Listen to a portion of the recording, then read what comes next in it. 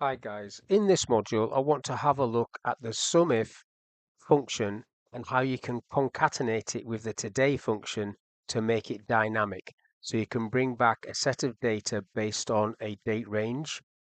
So the examples I've got on the screen are one using just a normal data set and two using a formatted table. So I have now unformatted this as a table, so it's just typed out, although it looks like it's formatted as a table, it is not. You can see there's no tab up there. Now, if I just do this one, so I'm going equals sum if, pressing my tab key to get the bracket, it's asking for the range. So the range is this list, which is not named, so you can see it there, comma, and then this is the dynamic part where I need to glue it together with the today function.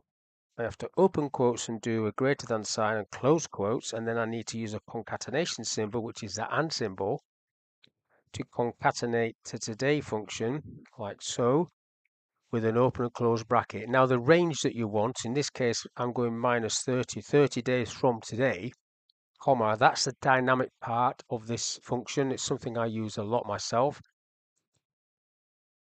Now we have to finish off with the rest of this SUMIF function. This is what I wanted to add up. So close the bracket on that one, click the tick, let's see what it comes up with. It's coming up with 18,000, which is what that is doing. So if I highlight going back 30 days, July 27th, it's the 18th today, so I'll delete that one off actually. It's coming back with 16. So let's highlight that. Over here it's coming up with 16, that's correct. Now if I do it again, the benefit of doing that is you're always going to be looking at the last 30 days from this list. But if you format this as a table, this will automatically grow. At the minute, this is not going to grow. You need to be naming the things or highlighting the whole column, whichever, so you're picking up the newer data. If I sit into here and just format this as a table, so I'll just pick the same one, just picking up just that area there, click OK. So now that's formatted as a table, I can use this function and you see the difference. So if I just go equals sum if, press tab.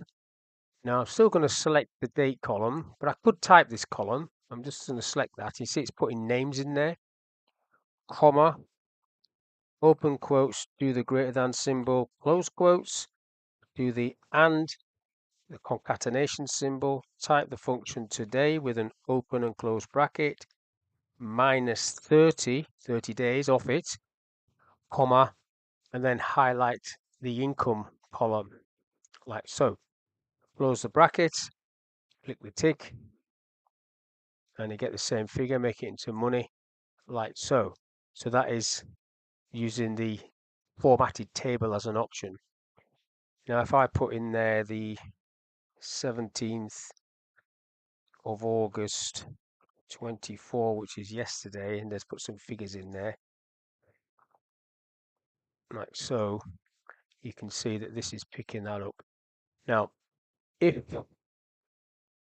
I highlight back to June, 18,000, it's picking that up.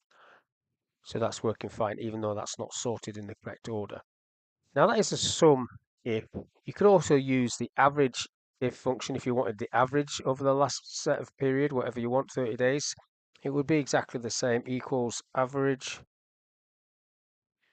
if range is still going to be the income, comma, the greater than sign in quotes, the and sign, the today function, minus 30, comma, and then highlight the income. Close the bracket and then tick that. Comes up with that. So that's the average, make it into money. So if I highlight those four again, down the bottom here you can see the average is the same. 4,058.1. 4,058.1. That's right. So that's a SUMIF function with the today function concatenated, and the average if function with the today function concatenated. So hopefully that little session was of use. Thank you for your time. Catch you on the next one.